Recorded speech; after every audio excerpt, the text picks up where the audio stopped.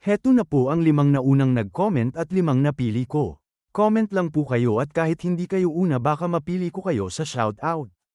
At ito na ang una na si Lodi Julius Sorupia, Lodi CNC1, Lodi Delgasfer Buena, Lodi Jason Carandang, Lodi Masamokdan, Lodi Larry June Papalero, Lodi Roldan Ricario, Lodi Edwin Enriquez, Lodi Arvin Sains, Lodi Encontro Marvin, Lodi Rene Petilo, Lodi Jericho. Maraming salamat po sa inyong lahat at kung bago ka pa lang dito, baka naman. Ika-57 kabanata, sa pagpapatuloy. Winasak ang loob ng kainan ng mga ito. Habang patuloy na kumakain ang ating bida napatingin naman si Jokwol sa mga ito na sinasabi na masyado silang maingay. Nakakaabala sa pagkain ko, dapat ko ba silang patahimikin? Sinisip ng ating bida ang noodles habang sinasabi na ako na ang gagawa. Napatingin sa kanya si Jokwol na sinabi niya na ikaw mismo ang gagawa. Kung ipapaubaya mo sa akin, maaari ko silang asikasuhin ng maayos. Tumayo ang ating bida na sinabi niya na yan mismo ang dahilan kung bakit ako ang gagawa. Natumugon sa kanya si Jokwol na sige. Napatingin ito sa kanya na sinabi na sinusubukan mo bang tumakas? Sinabi naman sa kanya ng ating bida na hindi siya nakikipag-usap sa salita kundi sa gawa. Dahilan upang bahagyang mapataas ang kilay ng lalaki habang may halong pagtataka at pangungutya niyang isinagot ang isang maikling ano.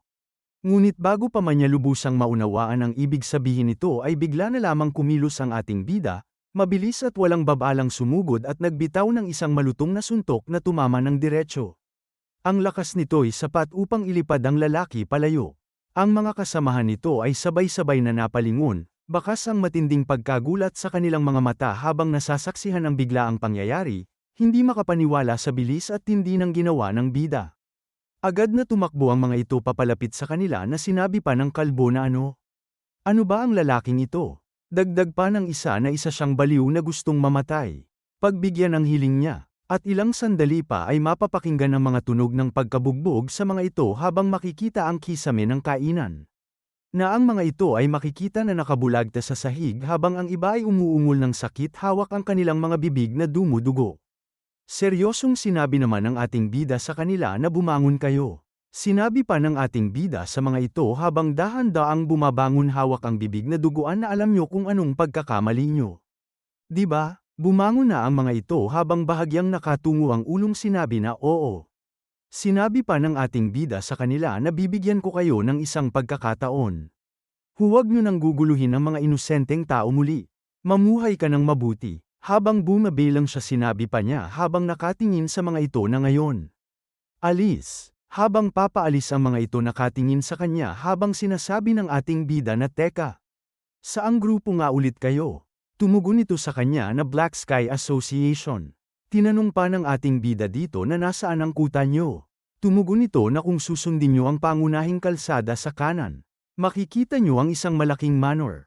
May mapunggay na mga tingin ng ating bida na sinabi pa niya na nakuha ko na, ngayon layas. At pagkatapos ay mabilis na tumakbo ang mga ito papalayo nang marinig nila yon sa ating bida. Tumingin ang ating bida sa may-ari na sinabi na huwag na kayong mag-alala. Nakatingin ito sa kanya na may nababahalang mukha na sinabi na dapat hinayaan mo na lang sila. May gulat sa mukha ng ating bida na napasabi siya na ha? Sinabi pa ng may-ari sa kanya na ang mga customer na tulad mo ay maaaring umalis na lang. Pero, hindi sila basta-basta susuko, babalik sila kasama ang mas maraming tao at magdudulot ng mas malaking gulo. Napatingin naman ang ating bida kay Jokwol nang naiinis na sinabi nito na ano. Niligtas ka namin sa mga basurang yon, at ito ang sasabihin mo. Napayuko na lang ng ulo ang may-ari habang sinasabi niya na nagpapasalamat ako sa tulong mo. Pero kung hinayaan mo lang sila, baka some-ire lang sila ng gamit at umalis na. Ngayon, kung babalik sila, patay na ako. Muling naiinis na sinabi ni Jokwol sa kanya na ano ngayon. Sinasabi mo bang dapat nanood lang ako? Pinatigil naman siya ng ating bida at sinabi na hindi.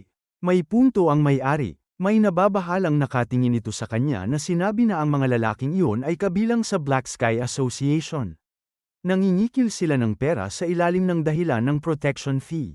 Pero, hanggat nagbabayad ka, hindi naman sila karaniwang nagbabanta sa buhay mo. Napangisi naman ng ating bida na sinabi na ako na ang bahala sa paglilinis. Kaya ko hiningi ang base nila. May pagtataka naman ang may-ari na sinabi na ha? At pagkatapos makikita ang pangalan ng sekta ay winasak. Gawa pala ito ni Jockwall na malakas na hinampes ng kanyang panggarote. Pumalakpak naman sila habang sinasabi ni Lady Songgayon na gaya ng inaasahan sa aking master. Dagdag pa ni Won Rayang na ang makapal na signboard na yun ay nahati sa dalawa sa isang iglap. Ang galing mo, mayabang na tumawa si Jockwall na sinabi na hahaha. Wala lang ito, sinabi naman sa kanya ng bantay na tanda. Anong ginagawa mo? Naiinis na napalingon si Jockwall sa mga ito na anong tanda. Itinaas ni Jockwall ang kanyang panggarote na sinabi na gusto mo bang baliin din kita gaya ng signboard na yun? Na pinagpawisan ng mga ito na napalaki ng mga mata. Seryosong sinabi naman ng ating bida na akala nyo ba kayo ang langit? Napataas ang kilay nito na sinabi sa kanya na tama yan. Kami ang langit ng Baekjo. Kami ang Black Sky Association.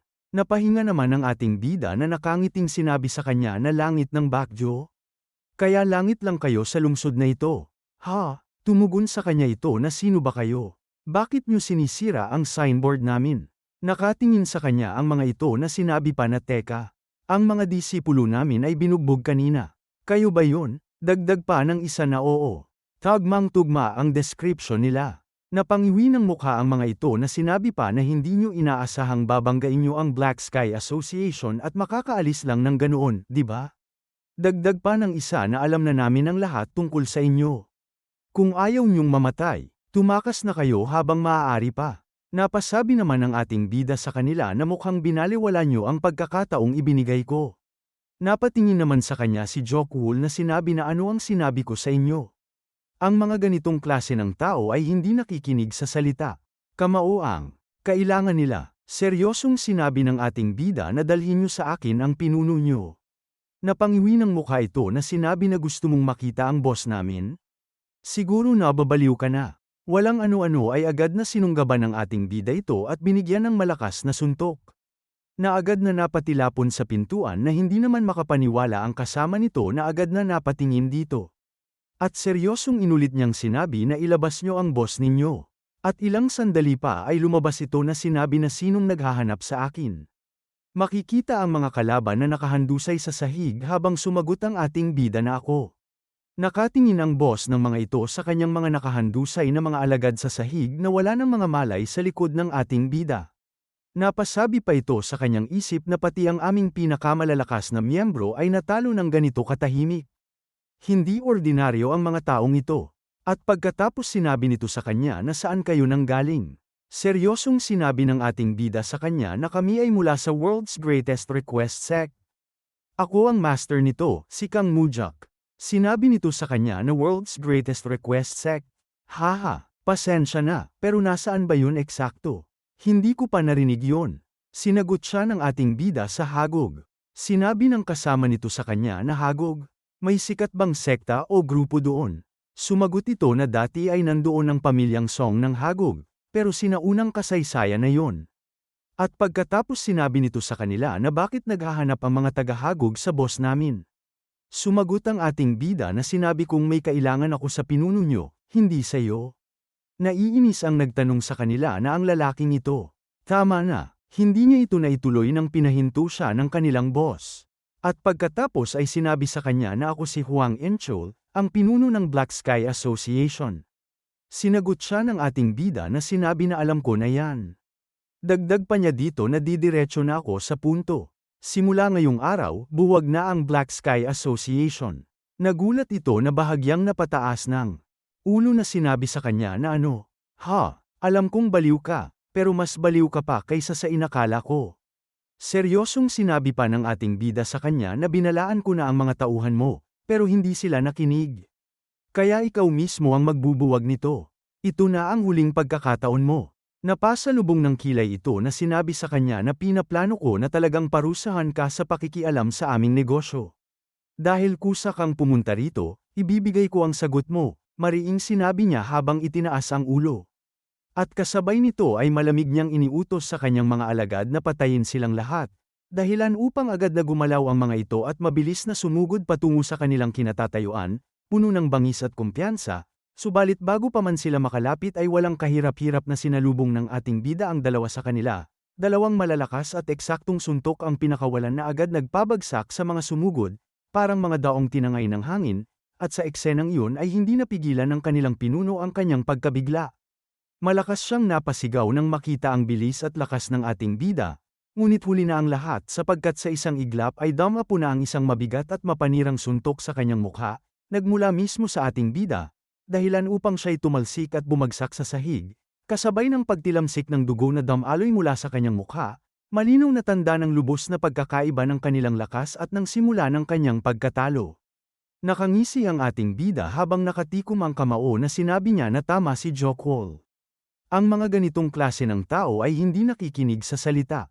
Kamao ang kailangan nila. At pagkatapos makikita ang leader ng Jonggon Alliance at ang mga elder sa likuran niya, na sinabi sa kwento na sa kasalukuyan, mula sa 5 elder at 14 na paksayon ng Jonggon Alliance, 12 ang tumalikod na sa Lord, ang pinuno ng alyansa na si Jungri Sancheng. At pagkatapos makikita sila na sinabi ni Lady Song gayon sa kanila na 2 paksayon na lang ang sumusuporta sa kanya. Seryosong sinabi naman ni Mong Haiyan na oo. At kahit iyon ay hindi sigurado. Sa dami ng nawalang suporta sa kanya, baka iniwan na rin siya ng 2 paksyong yun. May gulat sa mukha ni Lady Song gayon na sinabi niya na hindi ako makapaniwala. Halos nawala na siya ng lahat ng kapangyarihan. Ano bang nangyari sa paglipas ng panahon? Sinagot siya ni Mong Haiyan na habang nag-iimbestiga, nakumpirma ko ang isang bagay ng tiyak. Nakatingin silang lahat sa kanya na sinabi pa na ang paparating na piging para sa kaarawan ng pinuno ay malamang na magiging huli na niya. At dito na po nagtatapos ang 57 kabanata.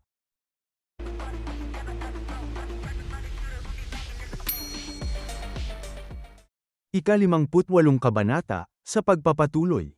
Makikita silang tahimik sa harap ng bilog na lamesa, na sinabi pa ni Mong Haiyan na ngunit may isang bagay na hindi ko pa rin maunawaan.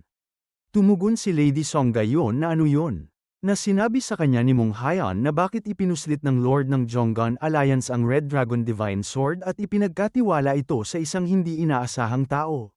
Sinagot siya ni Lady Song gayon na sa totoo lang, napakalapit ng aking ama sa Lord. Hindi siya hindi inaasahang tao. May nahihiyang mukha si Mong Haiyan na sinabi niya na gayunpaman, bakit siya kukuha ng ganoong panganib at ipagkakatiwala ito sa isang demoted elder upang ilayo ito sa mga elder na nagbabanta sa kanya? Ano ang maaaring dahilan sa pagkuha ng ganoong panganib? Sinagot siya ni Lady Song gayon na mayroong espesyal na dahilan. Tinanong siya ni Mong Haiyan na alam mo ba kung ano ang dahilan na yon? Nakapikit na sinabi ni Lady Song gayon na sa totoo lang. Ang Red Dragon Divine Sword ang huling espadang iniwan ng Sword Emperor. Nagulat naman si Mong Haiyan na napasabi na ang Sword Emperor. May gulat din sa mukha si Jokwol na napatingin kay Song gayon na napasabi na ang Red Dragon Divine Sword ay iniwan ng Sword Emperor. Nakatungong sinagot niya na oo, naglalaman ito ng kanyang huling supreme technique, iniwan niya ito doon bago siya pumanaw. Sinabi ni Jokwol habang naiisip ito na ang Sword Emperor ay isa sa mga maalamat na figura sa kasaysayan ng martial arts, kasama ang War God at ang Blade Master. Ano man ang panahon kung kailan sila isinilang, ang 3 taong ito ay sinasabing may potensyal na maging pinakadakila sa mundo. Tinawag sila ng mga tao na Absolute 3. Dagdag pa niya na may hindi makapaniwalang mukha na sinabi na at ang huling tekniko na iniwan ng isang Sword Emperor. Dagdag pang sinabi sa kanya ni Mong Haiyan na ganoon ba talaga ito kagaling? Sinabi pa ni Jokwol na nasaan ang supreme technique na ito. Napatingin siya sa ating bida nang sabihin niya na nasa ulo ko. Napalaki ng mata na hindi makapaniwala si Jokwol na napasabi na talaga. Sinagot siya ng ating bida na dahil nasa akin ang Red Dragon Divine Sword, hindi ba halata? Masayang sinabi naman ni Mong Haiyan na kung na-master mo ang martial arts ng Sword Emperor, dapat ay naging mas mahusay pa ang iyong kasanayan. Napataas ng kilay si Jokwol na sinabi naman na na-master mo na ba ito ng lubos. Umiling siya ng ulo at sinabi sa kanila na hindi. Sinubukan ko, ngunit hindi madali. Napahinga ng malalim si Jokwol na napasabi sa kanyang sarili na syempre hindi. Walang paraan na ang huling teknik ng Sword Emperor ay mamamaster ng ganoon kadali. At pagkatapos sinabi ni Mong Haiyan na anuman, pagdating natin sa Alliance, may 2 tao tayong dapat pagtuunan ng pansin. Sumagot ang ating bida na ang Panginoon ba? Tumingin sa kanya si Mong Hayan na sinabi na hindi. Ang Lord ay nasa bingit na ng bangin. Sa katunayan, susubukan niyang kumapit sa atin kahit hindi natin iabot ang ating kamay. Na nagtatakang tinanong ng ating bida na kung gayon. Sino? Sinabi ni Mong Hayan na makikita ito na una, ang pinakamakapangyarihang paksayon sa loob ng Jonggan Alliance. Ang pinuno ng White Robe Sect, si Ju Changwol. Sa lahat ng mga pinuno ng paksayon, siya ang may pinakamalaking impluensya. Dagdag pa niya na makikita ito sa kanyang iniisip na at ang ikalawang tao ay si Elder Jin Yang. Na nagtatakang sinabing muli ng ating bida na si Elder Jin, hindi ang First Elder. Napatingin sa kanya si Mong Hayan na sinabi sa kanya na ang nakahimok sa mga neutral na pinuno ng paksayon sa panig ng Elder Council ay si Elder Jin Yang. Sinabi pa niya sa ating bida na ang dalawang iyon ang mga susi.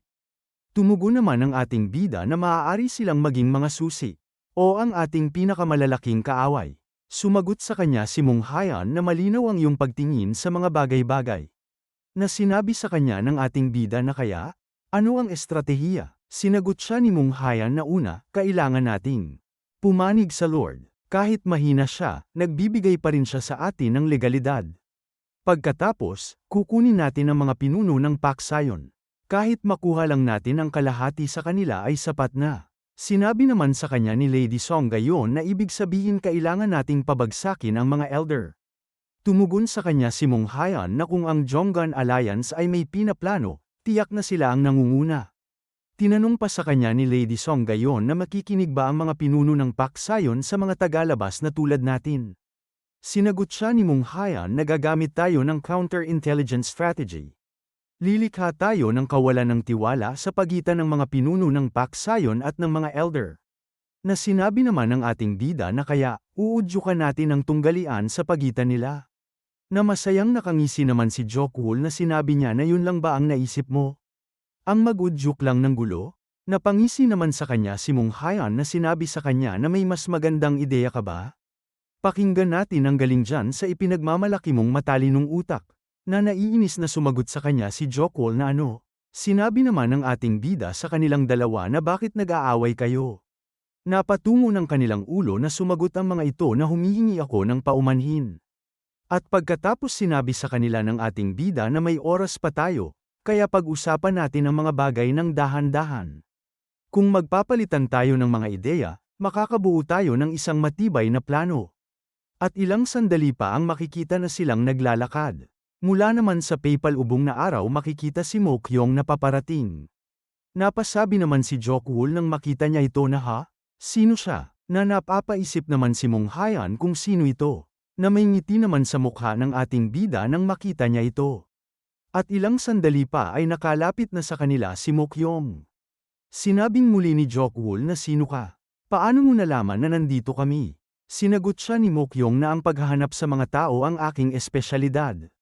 Sinabi naman sa kanya ng ating bida na mas huli ka kaysa sa inaasahan. Na tumugon ito sa kanya na may mga nangyari lang. Sinabi pa sa kanya ng ating bida na dahil bumalik ka na, ibig bang sabihin ay nakapagdesisyon ka na? Panandali ang natahimik ito, na sinabi naman ng mahina ni Lady Song gayon na anong desisyon. Alam mo ba ang sinasabi niya? Tumugon sa kanya si Mong Hayan na wala rin akong ideya. At ilang sandali pa ay mabilis na napaluhod ng isang paa sa lupa si Mo Kyung sa harap ng ating bida. At pagkatapos sinabi niya na ang tanging bagay na alam kong gawin ay pumatay ng tao. Ngunit ay lalaan ko ang aking sarili ng buo sa paglilingkod sa aking Lord. Habang nakatingin sila dito napasabi si Mong Hayan na anong nangyayari dito. Napasabi rin si Song Gayan na sinasabi ba niya na gusto niyang maging disipulo ng ating sekta? Masaya naman si Jokul na napasabi sa kanyang sarili na isa pang trabahador para sa atin. Magiging mas madali na ang buhay simula ngayon. Ha ha ha, nakangiti naman ang ating bida na napasabi na mula ngayon, hindi mo na kailangang gagamitin ang iyong mga kasanayan sa pagpatay. At magkasundo tayo, na tumugon sa kanya si Mo Kyung na oo. Habang tila ahas na nanlumo sa likod si Jokul, tumingin naman ang ating bida kay Mong Hayan na sinabi na dahil nakapagdagdag tayo ng isang strategist, pagtulungan natin ang ating plano sa labanan. Sumagot ito sa kanya na oo. Naniniwala ako na makakatulong ito ng malaki. At naiinis na sinabi niya labas ang dila na kailangan ba talaga natin ng dalawang tao para lang makabuo ng ganoong simpleng plano? Hindi ba mas mahusay kung gagawin siyang disipulo at pagawin na lang ng bubong? Napatingin naman ng masama ang ating bida sa kanya habang si Mung Hyan ay tumingin ng nakakaloko sa kanya. Agad namang napaiyak si Jokwol na sinabi niya na sinasabi ko lang naman. At pagkatapos ay nagpatuloy na sila sa paglalakad habang naiiwan si Jokwol. Naiinis na sinabi nito sa kanyang sarili na nakatingin sa kanila na sumusumpa ako, papatayin ko ang mga lalaking ito at tatakas ako sa pag-aayos ng bubong na ito. At pagkatapos makikita sila na nagpatuloy sila sa paglalakad na makikita ang anino nila sa palubog na araw. At lumipat ang eksena sa mga taong ito na kumakain. At makikita ang dalawang lalaking ito na mukhang tanga. Lumingon sa paligid na sinabi nito na wow, napakalaki ng lugar na ito. Napatingin sa kanya ang may taling sa pisnging lalaki na sinabi na tumahimik ka. Gusto mo bang ipamalitan ng mga taga-bukid tayo? Sinabi naman ng mga matatandang ito na saan galing ang mga hampas lupang ito. Tumugon ang isa na pabagsak na talaga ang Jonggon Alliance. Dagdag pa ng isang matanda na pati ang piging ng Lord ay nakakaakit ng mga walang kwentang tao na tulad nito. Sabay takla, makikita ang mga ito na sinabi pa na pero hindi ba sa makalawa pa ang birthday banquet? Gayunpaman, hindi ba dapat nila asikasuhin ng maayos ang mga maagang dumating? Sinabing muli ng isa sa may taling sa pisngi na may punto ka. Kaya, pwede ba tayong kumain dito? Tumugon si taling na sinabi na syempre naman. Lumingon nito sa gilid na sinabi niya sa isip na saan kami dapat umupo para magkaroon ng tamang impresyon. Naiisip niya ito na sinabi sa kanya na makinig ka. Palsam, pagpasok natin sa Jonggon Alliance, kailangan nating bumuo ng tamang koneksyon. Ang mga koneksyon ang iyong kinabukasan. Sila ang magiging mga lubid na mag-aangat sa iyo at sa ating pamilya. Naiisip pa niya ang sinabi niya na ipaubaya mo sa akin. Tatandaan ko, ama, na biglang isang babae ang mabilis na hinawakan ang bakanteng upuan. Mabilis din itong hinawakan ang bakanteng upuan. Sinabi naman ng kasama nito sa kanya na umupo na lang tayo kahit saan. Halatang naiirita ang lahat sa atin.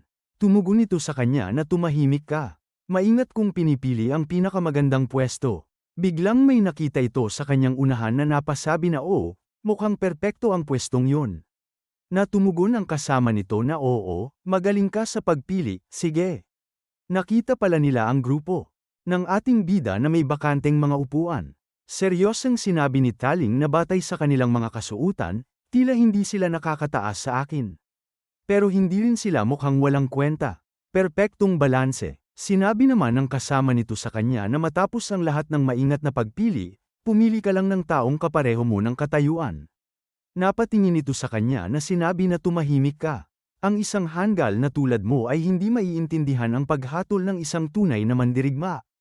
Naglalakad ito papunta sa kanilang sinabi na ito ay tadhana. Nararamdaman ko, ang mga taong ito at ako ay pinagbuklod ng tadhana. At dito na po nagtatapos ang ika-58 kabanata.